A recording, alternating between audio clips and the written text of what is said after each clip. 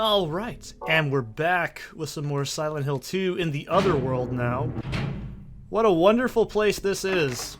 So, absolutely love the design of this area. You can debate all day whether Silent Hill 2 or 3 has the best otherworld design. I personally like this one because it's much more clinical.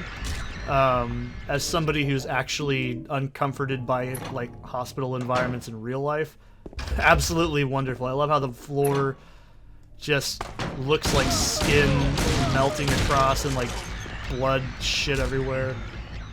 The soundtrack is really good here. It's just this weird metallic scraping. Oh, it's fucking awesome. You'll also notice that everything's covered in these weird films. I've always interpreted that to be more like body bags and stuff. Or like a sheet. See, look at the ground here. It's fucking awesome. There's the idea that this area is the same reality we were just in, if you were paying attention earlier. But it doesn't matter. So we're going to go ahead and go to floor 3. Now, this is probably the part where most people start to hate the game, and I understand if you don't like it. But the objective here is there's that door to my left. We need to get 2 rings to open it up. It's a bit too simple of a puzzle, I feel, but it's not terrible. So these nurses also have sometimes slightly more health than the regular ones, but I can see why people don't like this area. You're technically doing the same area twice, just with some differences here and there.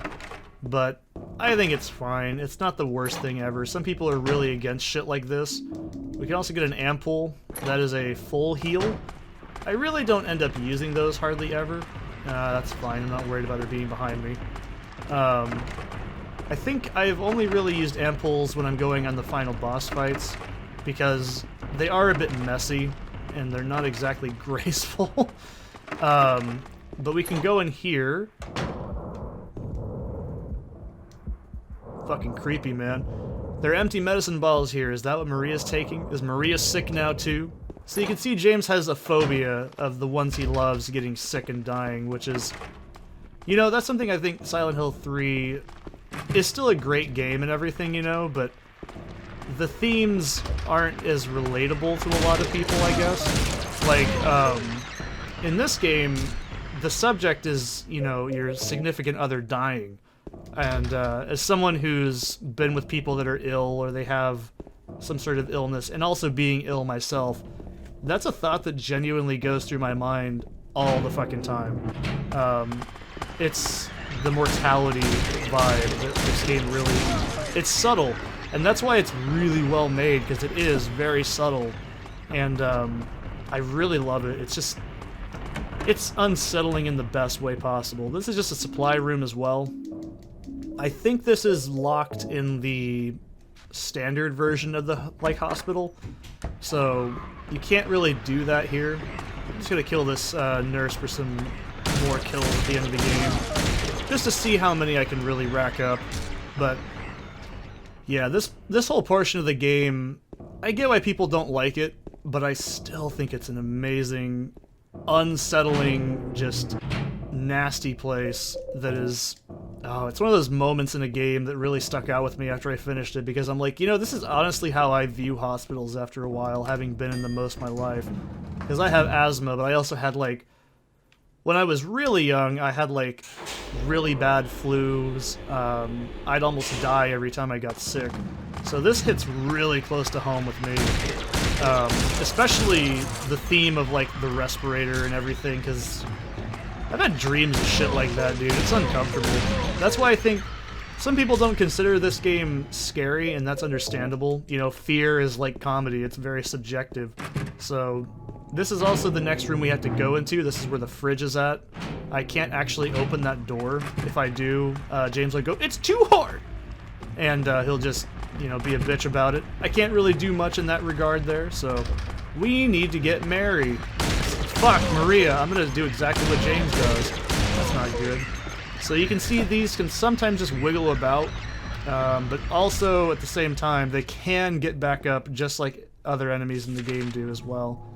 So, be very, very careful about, you know, ignoring enemies like that for too long. If you're playing on a higher difficulty, I recommend, you know, using a shotgun in those situations, because if they both get up, you will immediately take dumb damage. So, if you couldn't tell by now, yeah, if you look at the nurses, they have red squares on their faces. It's a very subtle design choice. I like it. It ties in with the big twist as well. I'm not going to spoil it for you, because I genuinely think the story of this game is absolutely... You can have it spoiled, and it really sucks, because it's an honest-to-God awesome twist, and I think it's one of my favorites, you know. I love it. So, this is where we get a dry cell battery and the basement storage key. If we tried to go in the basement earlier, especially in the normal version of the hospital, we wouldn't be able to go in there properly. It would say it's locked.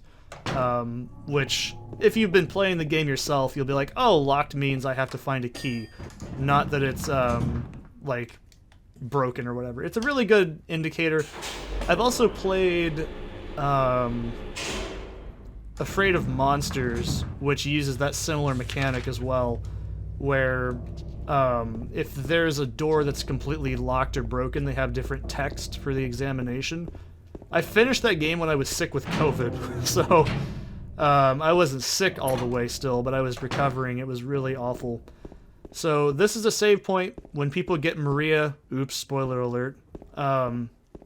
That's another common spot that people use their very first save, and there's a very good reason for that, which we'll get into later. So, damn, I don't think I heard the sound. Maybe I was talking over it. Doesn't matter. So we're gonna go in here. We can get, I think this is handgun bullets, right? No, it's shotgun shells. Actually, you know what? Before I'm even gonna forget about it, because I totally will, and I'll fuck myself when I don't. Reload that shit while you can. So there's a shelf here. Move it.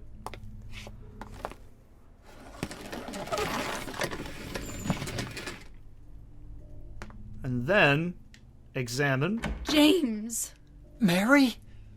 Oh, Maria. It's you. I thought you were... Sorry. Anyway, I'm glad you're alive. Anyway? What do you mean, anyway? You don't sound very happy to see me. I was almost killed back there. Why didn't you try to save me? All you care about is that dead wife of yours. I've never been so scared in my whole life. You couldn't care less about me, could you? No, I just... Then stay with me. Don't ever leave me alone. You're supposed to take care of me. So, what about Laura? Did you find her? Yeah, but... she ran away. We've got to find her. I also like to point out... You really seem to care about her. Oh, I forgot this is even a cutscene. I've never met her before. I just feel sorry for her. She's all alone. And for some reason, I feel like it's up to me to protect her. But, oh yeah, anyways. You'll also note that cutscene that, like, Maria completely flipped the fucking script on James, which is going to come up later in the story as well. I've also been in that situation where you're completely fucking rampant on emotions and you just want someone to, like, be there for you. It's uncomfortable. So this is where we find the copper ring. Now, the first time I played this, that fucking, like, text that says, oh, it's the, basement's basement, that fucking creeped me out. I was really expecting to have something down here, but I kind of like that there's nothing down there. It's a very, just ominous and eerie, I love it. So, we do have Maria with us again. You see, no wonder she gets so pissed. Everyone would say it over and over. But to be fair, her name is Maria, not Mary. She's her own original character. Do not steal. So now that we have her, we can actually use her to help unlock the fridge on the second floor. This is going to get really loud, so I apologize, but just be prepared for it.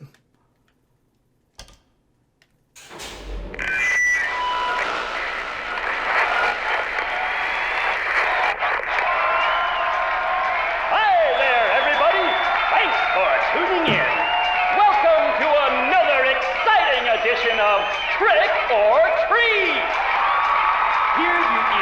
answer the question correctly and win a great prize, or fail to answer correctly and receive the punishment.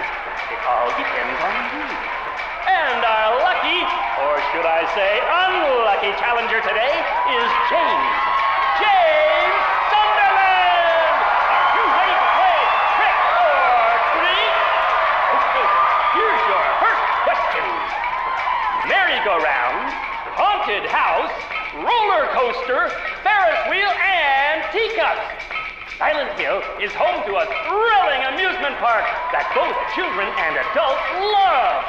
The question is, what is the name of this amusement park? 1. Fantasyland. 2. Silent Hill Amusement Park.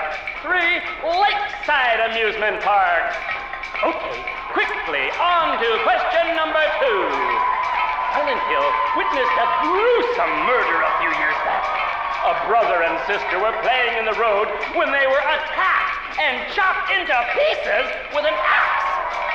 Torn flesh, smashed bones, splattered blood, and finally, bitter tears. What a terrible tragedy. What a gruesome end to such innocent lives. Now the question. What was the name of the murderer who committed this vile act? 1. Walter Sullivan. 2. Scott Fairbanks. 3. Eric Gaines. Now for our third and final question. South of the lake is a deserted old neighborhood called South Vale. From there to Pale Vale, the central resort area northwest of the lake, there's only one road you can take. Just one road, no more. The third and final question is, what is the name of that road? 1. Bachman Road. 2. Rindell Street. 3. Nathan Avenue. Well, that's the last of our questions. Have you got it all figured out? When you know the answers, head to the storeroom on the 3rd floor to collect your prizes. But be careful if you're wrong. Well then, everybody, thanks for tuning in. See you again sometime. Bye-bye.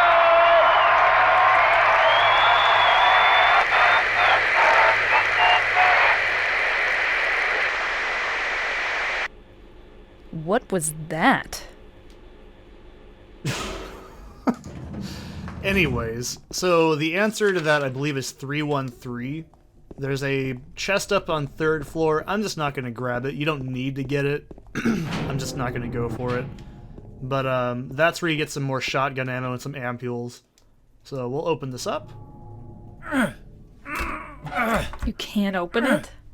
Yeah, Maria, give me a hand here. Come on. You're supposed to be the big man around here. How's a little girl like me supposed to help?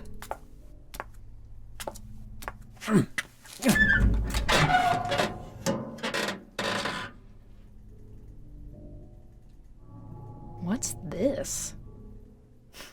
Not very cute, is it? Here, James. You take it. Thanks. I love his voice. Thanks. He sounds like James Connery. You know, I love it. So now we have all the rings to unlock the top story area. So I've always liked that idea that he couldn't do it by himself, and he needed, at this point in my mind, James needed another person to help him. So he, for fuck's sake, elevator. There we go. He needed to have somebody help him open it. I think that's indicative of his like mental state as well. Like, he needs something in his life. That's how I've always viewed that scene. So you can also see it's, like, disgusting bloated face and then spider. There's a puzzle which, like, describes these two rings on this thing right here. So that's how you figure it out. It's a very simple puzzle, all things considered. So this is also where some people will make a save on PC. I'm not doing that. But, yeah, this is where... If you're playing it hard, this section is fucking insane, and I'll describe it in a minute when we get down here. I don't want to spoil it if you've never seen this before. I'm just going to be quiet for this.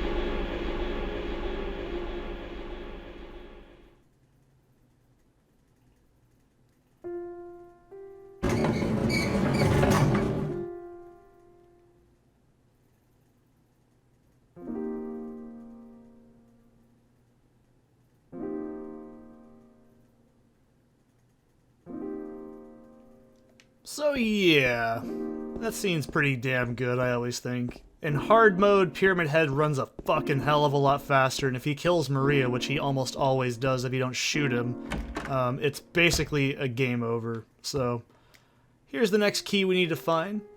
He who is not blood enough to be stared at from across the abyss is not bold enough to stare into it himself. Ooh, look at this fucking cunt quoting Nietzsche. The truth can only be learned by marching forward. Follow the map. There's a letter and a wrench. But who left the note? So yeah, if you want to make a save, that's a common place people save as before that to make sure they can actually, you know, do it. Because if Maria dies, the game over screen shows up. And if you haven't saved yet, it's a real bitch. So we got the key here. I love that cutscene. It's just great. Also notice it's dark as shit outside now, too. That's not fun. So, this is the point where I'm going to pause the video, of course. And I hope you guys are enjoying. And I'll see you in the next one.